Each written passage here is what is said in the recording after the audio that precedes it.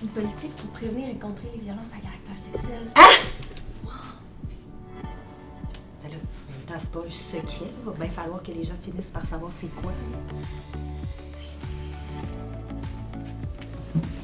En fait, depuis le 1er janvier 2019, le ministère de l'Éducation et de l'Enseignement supérieur a invité les collèges, les cégeps et les autres établissements d'enseignement supérieur à adopter une politique pour prévenir et contrer les violences à caractère sexuel.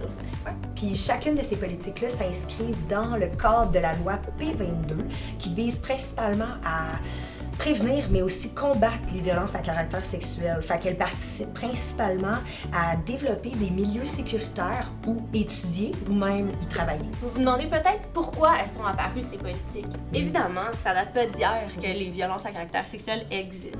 Par contre, les recherches des dernières années nous ont vraiment permis de mieux comprendre les enjeux actuels dans les cégeps et les universités. Dans une recherche faite en 2016 qui s'appelle « Violences sexuelles en milieu universitaire au Québec » et portée par la sexologue Manon Bergeron, on lit que sur 9284 participantes et participants, 36,9% ont vécu du harcèlement sexuel, des comportements sexuels non désirés et de la coercition sexuelle venant d'une personne de l'établissement scolaire depuis qu'il ou elle y étudie.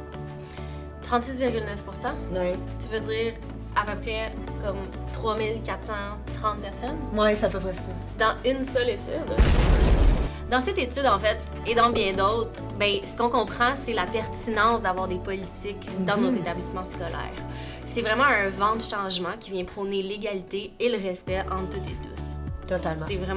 C'est génial. Hey, tu m'en donnes-tu justement Ouais. un politique? On va se prendre un café, quelque chose? Ouais. Okay.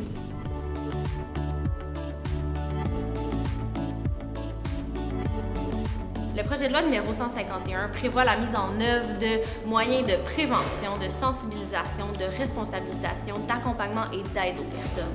Dans sa présentation, la notion de violence à caractère sexuel s'entend de toute forme de violence qui est commise par le biais de pratiques sexuelles, mais aussi qui cible la sexualité, dont l'agression sexuelle. Évidemment, cette définition-là inclut toute autre forme d'inconduite qui se manifeste principalement par des paroles, des gestes, des comportements ou même des attitudes à connotation sexuelle non désirées. Ça peut être exprimé directement ou indirectement.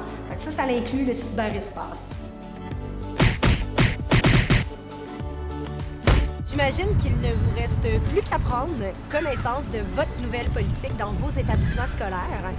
Elle existe, puis elle est pleine de ressources incontournables si jamais vous avez besoin d'aide ou si jamais quelqu'un d'autre a besoin d'aide. Donc, consultez-la.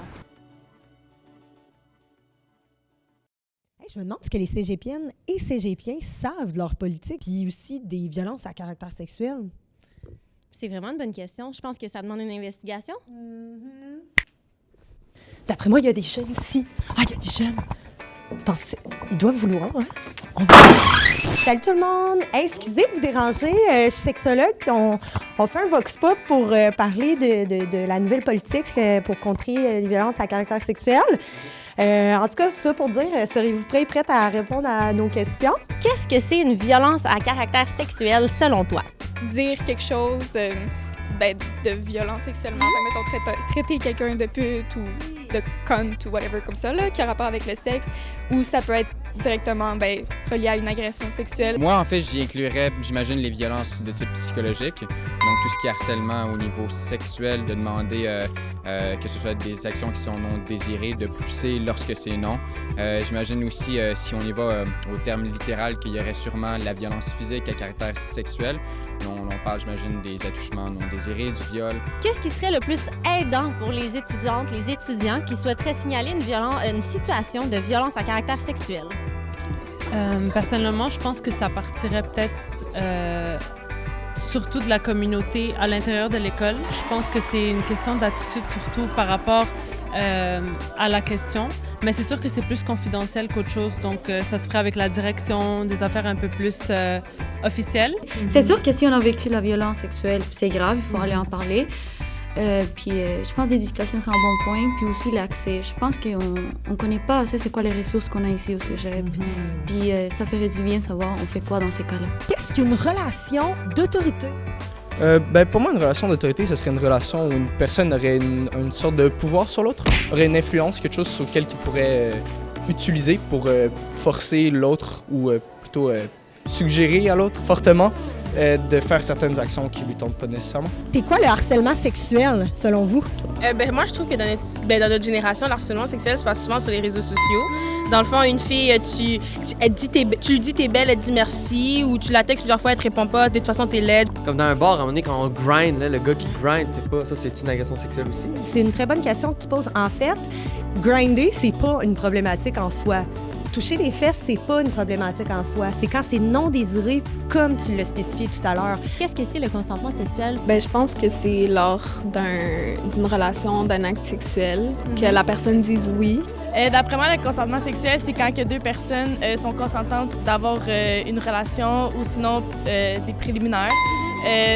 Ou peu importe des actions sexuelles, faut que les deux personnes soient consentantes. Puis si la personne est comme sous effet d'alcool, drogue ou whatever, ça compte pas. Faut aussi qu'elle soit apte à consentir, donc pas sous effet d'alcool ou inconsciente. Puis qu'il y en a un des deux qui hésite, même si elle l'a pas dit ouvertement, depuis que tu vois qu'elle est réticente à ce que tu fais, tu dois arrêter tout de suite là. Mais aussi, sans oui, c'est non. Sans non, sans oui, c'est non, c'est ça, c'est ça. Hein?